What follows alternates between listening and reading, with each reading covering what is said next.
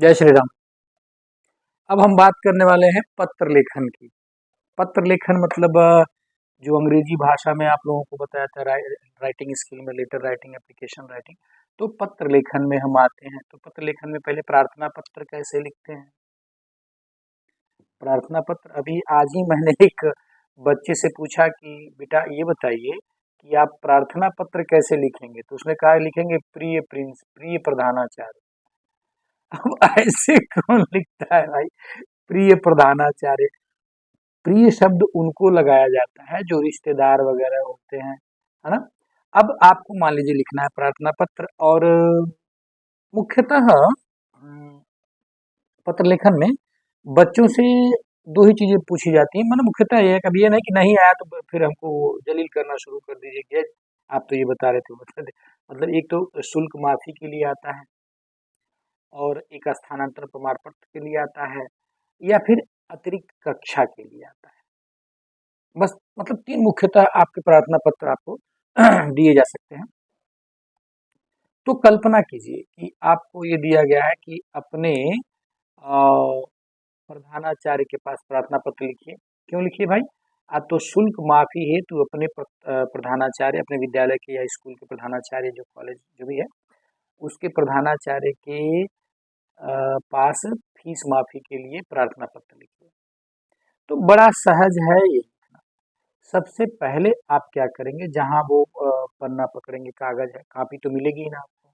ऐसे तो है नहीं कि आप लीजेंडरी है कि साउथ के हीरो है कि बिना कापिए के लिख देंगे, है कि नहीं है। मैं तो हमेशा बताता हूँ आपको कि साउथ स्टाइल में कुछ नहीं करना चाहिए। मूवी मूवी स्टाइल में, मतलब साउथ मूवी में दिखाता है ना कि जहाँ जब साउथ का हीरो मारता है तो गुरुत्वाकर्षण की शक्ति समाप्त हो जाती है। जब साउथ का हीरो ने पैर पटक दिया, समझ लिया वहां तूफान आता है। साउथ का हीरो चिल्ला दी, जब चाहे तो बारिश करा सकता है। तो इस बार तो हमने प्लान भी किया है कि जैसे ही धान की रोपनी कराएंगे और 2-3 दिन बारिश नहीं आएगी तो साउथ के हीरो फोटो उसमें लगाएंगे ताकि उसमें बारिश होने लगे। फिलहाल आते हैं विषय पर, आते हैं पत्र लेखन पर आते हैं। तो सबसे पहले आप विद्यालय का नाम लिखें। अब ये नहीं है कि आप किसी टेढ़े टाढ़े विद्यालय का नाम लिख दें जिसका नाम 15 किलोमीटर लंबा हो। गलती हो सकती है, मात्राओं में गलती हो सकती है। तो मैं किसी विद्यालय का नाम नहीं ले रहा हूँ। पहले आप उस विद्यालय का नाम लिखिएगा जो आसान हो, फलाना, ठीक ना। उसके नीचे आप लिखिएगा से, पहले लिखिएगा सेवा में। सबसे पहला काम यह है, समझ रहे हैं ना, पहले लिखिएगा सेवा में श्रीमान प्रधानाचार्य महोदय। उसके बाद से स्कूल का नाम लिखिएगा। सबसे ऊपर क्या रहेगा, सेवा में, क्या सेवा में लिख लिए। अब उसके नीचे लिखिएगा श्रीमान प्रधानाचार्य महोदय, प्रधानाचार्य महोदय। जो आप कई बच्चे ऐसा लिखते हैं जो बता भी नहीं सकते हम क्या क्या लिखते हैं सब।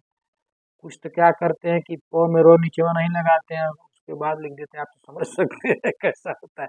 तो प्रधानाचार्य महोदय, विद्यालय का नाम, उसके बाद से किस जिले में है, मतलब कुशीनगर में नीचे दिनांक लिख दीजिएगा, और विषय तो नीचे लिखिएगा विषय, फिर डैश दीजिएगा, फिर लिखिएगा कि शुल्क माफी के संबंध में।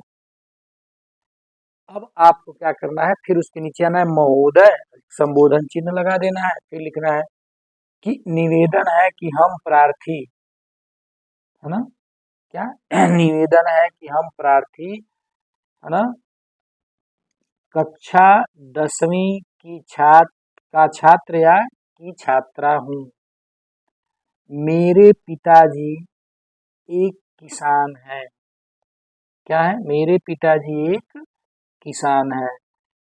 मेरा परिवार बड़ा है, हम 3 भाई और 2 बहनें हैं। हमारे 3 भाई सरकारी स्कूल में पढ़ते हैं, मैं सबसे बड़ी हूँ। मेरे पूरे परिवार की जिम्मेदारी मेरे पिताजी के कंधों पर है।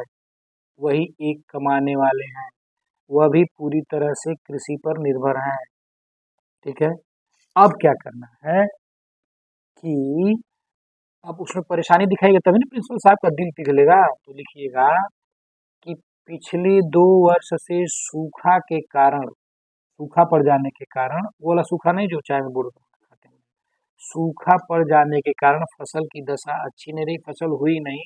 इससे हमारा परिवार भयंकर आर्थिक संकट से जूझ रहा है। इस समय परिवार चलाना मुश्किल है। पिताजी के लिए परिवार चलाना मुश्किल है। वह शुल्क जमा करने में असमर्थ हैं। इसलिए आपसे निवेदन है कि मेरी परिस्थितियों को ध्यान में रखते हुए और मेरे भविष्य को ध्यान में रखते हुए पूर्ण शुल्क माफी की कृपा प्रदान करें। धन्यवाद। सॉरी, मैं आपकी आभारी रहूंगी या मैं आपका आभारी रहूंगा। नीचे धन्यवाद, आपका आज्ञाकारी शिष्य या आपकी आज्ञाकारी शिष्या, और नीचे अ ब स क ख ग जो भी लिख सकते हैं, अपना नाम नहीं। तो पुनः थोड़ा रैपिडली बताते हैं। सेवा में श्रीमान प्रधानाचार्य महोदय, फला इंटरमीडिएट कॉलेज, है ना। नीचे उसके दिनांक, फिर विषय शुल्क माफी के संबंध में।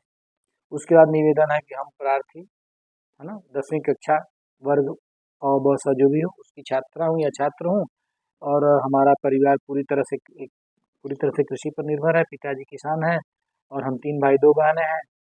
मेरे भाई सरकारी स्कूल में पढ़ते हैं और हमारा पूरा परिवार कृषि पर ही निर्भर है। मेरे पिताजी अकेले कमाने वाले हैं और पिछले 2 साल से सूखा पड़ जाने के कारण फसल अच्छी नहीं हो रही है, तो हमारा फीस देने में या हमारा शुल्क जमा करने में सक्षम नहीं है।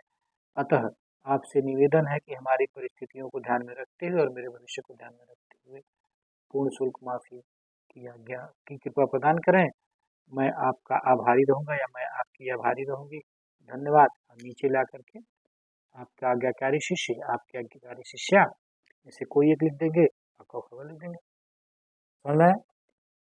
अब बात करते हैं स्थानांतरण प्रमाण पत्र, जिसको टीसी कहते हैं ना, टीसी ट्रांसफर सर्टिफिकेट, उसके लिए। तो आप बस वही एज यूजुअल जो पहले लिखे हैं, सेवा में श्रीमान प्रधानाचार्य महोदय, स्कूल का नाम सेवा में श्रीमान प्रधानाचार्य महोदय, स्कूल का नीचे स्कूल का नाम, और विषय स्थानांतरण प्रमाण पत्र प्राप्त करने के संबंध में। अब नीचे लिखेंगे महोदय, निवेदन है कि हम प्रार्थी या प्रार्थिनी फला कक्षा 10वीं, मैंने परीक्षा उत्तीर्ण 10वीं की छात्रा हूँ, मैंने परीक्षा उत्तीर्ण कर लिया है, किंतु इसी बीच मेरे पिताजी का ट्रांसफर, जिसको स्थानांतरण कहाँ हो गया, लखनऊ हो गया। अब हम सब परिवार वहीं रहेंगे और हमारी आगे की शिक्षा दीक्षा या पढ़ाई वहीं होगी। अब नए स्कूल या कॉलेज में विद्यालय में नामांकन के हेतु मुझे वो स्थानांतरण प्रमाण पत्र की आवश्यकता है। अतः श्रीमान जी से निवेदन है कि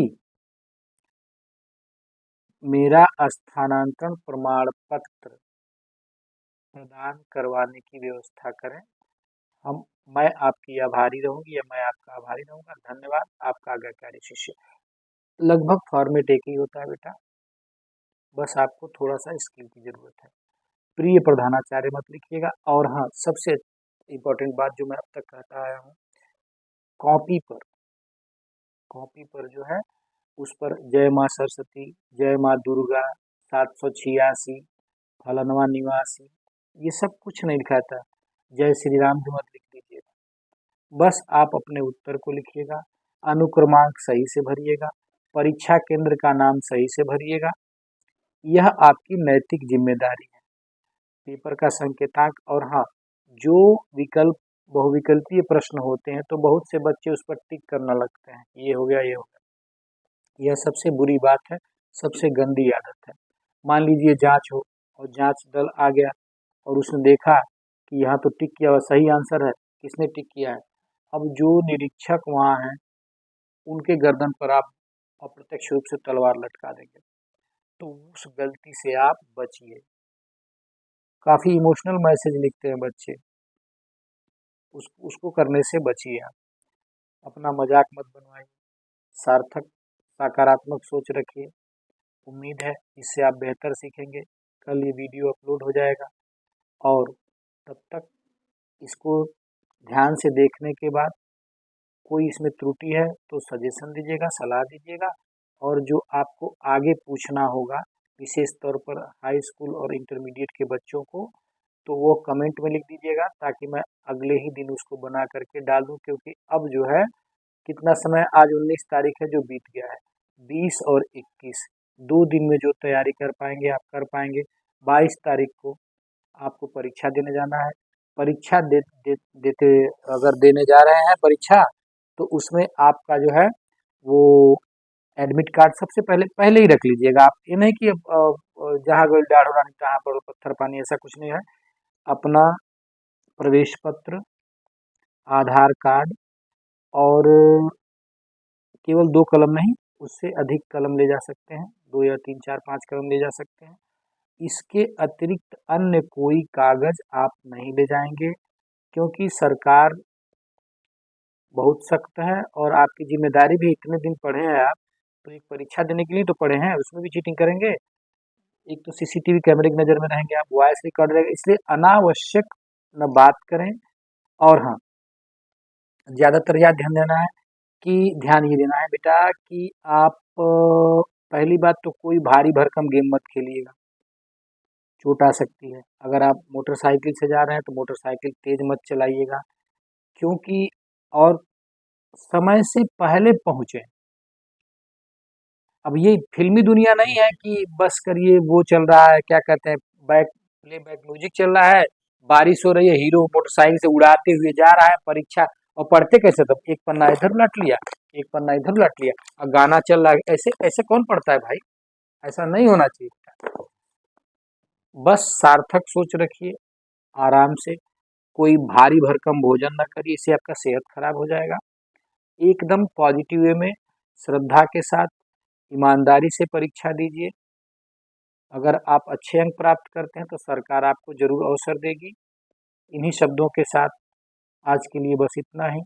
उम्मीद है आप बेहतर होंगे। और हाँ, एक चीज़ ध्यान रखिएगा, नीचे जो आपको आवश्यकता होगी जरूर कमेंट लिखिएगा, जो गलतियां होंगी उस पर भी बताइएगा कि आप इस तरह से कर रहे हैं, इस तरह से नहीं करना चाहिए। सलाह, वो चीज़ जो बुरे लोग होते हैं, जो कमेंट पर बुरा मानते हैं,